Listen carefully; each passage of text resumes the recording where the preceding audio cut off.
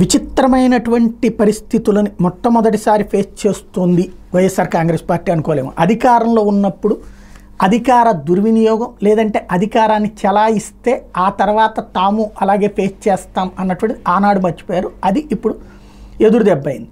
అయితే హత్యలు చేసేదాన్ని ఎవరు సమర్థించరు, దాడులు చేసేదాన్ని ఎవరు సమర్థించరు. అప్పుడు చేసిన తప్పుల్ని మనం తప్పని నేను ప్రస్తావించాం. ఇప్పుడు జరుగుతున్నది తప్పే అనాలి.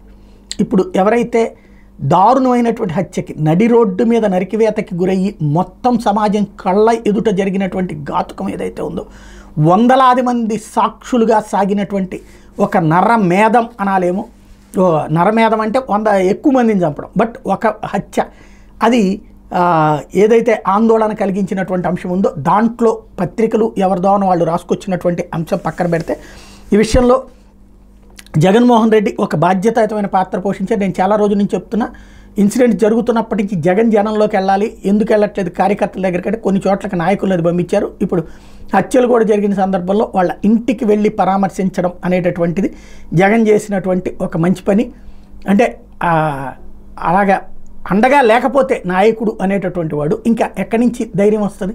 చంద్రబాబు ఎదువరకు చేసేవారు, జగన్ ఏమైంది అన్నటువంటిది మాట్లాడుకున్నాం. ఇప్పుడు జగన్ వెళ్ళడం అన్నటువంటిది ఒక కీలకమైనటువంటి అంశం.